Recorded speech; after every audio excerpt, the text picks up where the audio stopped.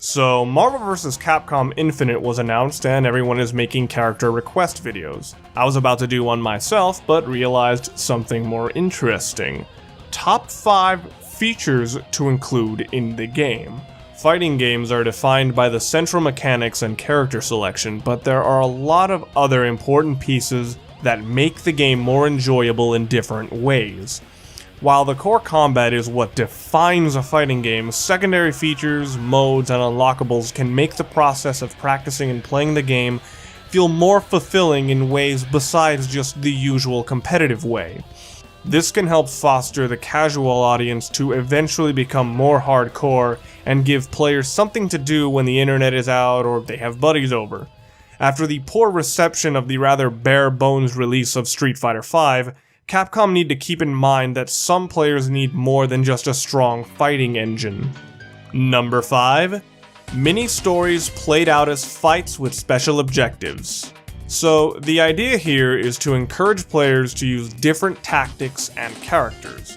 That might sound like a generic checklist or matchup, but think of the event matches in Super Smash Bros., how each match can be given a brief context and present its own unique challenge. With the history of Marvel stories, you could do a lot of iconic moment recreations, and this would be a good way to potentially explain significant character rivalries or special costumes. Capcom's cast also has a lot of possibilities for victory conditions, such as Mega Man X winning with a Hadouken and Shoryuken against Ryu at full health, since those are his 2 moves taken for his one-hit KO moves in his series. This would be a great way to bring up the history of both companies without needing a ton of flashbacks in the main story mode. Number 4. Party-style game modes. Some more Smash Bros. Influence here. I just like the idea of players fighting in ways that are really fun to mess around with. A mode where everyone moves 2 or 3 times faster, or having a background that interacts more directly with the players, having ridiculous visual effects for attacks like explosions of paint, and maybe even a version of easy operations from CVS2. This may undermine any intense sense of competitiveness for some, but as long as these modes are separate from the main versus mode and main ranked online modes, they'll be of no harm. These can be really fun modes to mess around with and can be fantastic in groups or when you need to cool down after an aggravating online match. Number 3. Customizable character colors. Speaking of CVS2, it would be so amazing if they brought back the custom character palettes.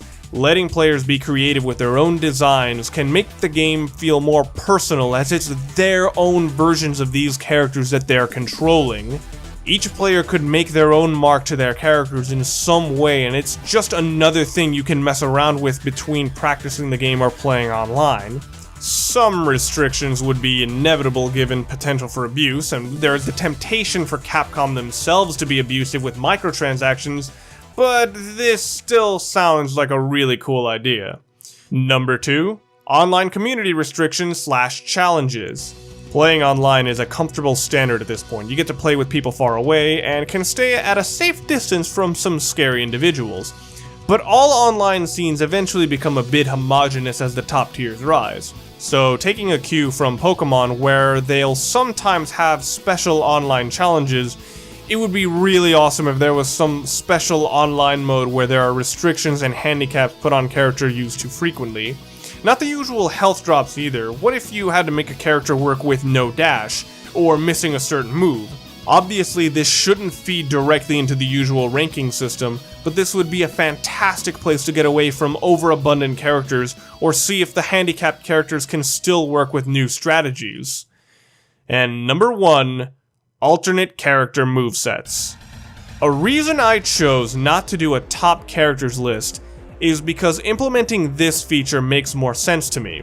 What if, for example, you had Miles Morales as an alternate moveset for Spider-Man, where he can't use his web shooters, but he gets new movement options and his spider sting has new utility? Or how about Ken as an alternate moveset for Ryu, where most of their moves are the same, but Ken's specials have new properties? There are a lot of characters who are popular enough to be wanted, but don't have unique enough powers or skills to justify a completely new character moveset. This would be a great way to get characters like Jane Foster Thor, Carnage, Ken, Zero, Sakura, or the plethora of Spider-Man characters into the game without the roster feeling needlessly padded.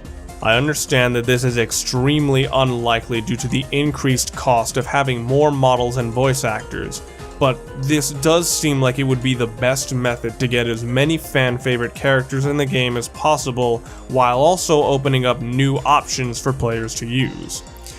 However Marvel vs. Capcom Infinite turns out, I'm hoping to get some joy out of it. I've had fun exploring characters and moves and going to tournaments for UMVC3, and hopefully I'll enjoy doing it all over again for Infinite. Thanks for watching. Last week I made a video about 9 improvements that could have been done to Phantom Pain, and if that interests you at all, be sure to click the link here. That video is actually a companion piece to my defense/analysis of Metal Gear Solid 5 Phantom Pain, and if you're interested in that, click here. I had mentioned how I go to Marvel vs. Capcom 3 tournaments on occasion, and if that interests you at all, check out the channel of tournament organizer and dress shirt enthusiast Kevin Ha. The link is here.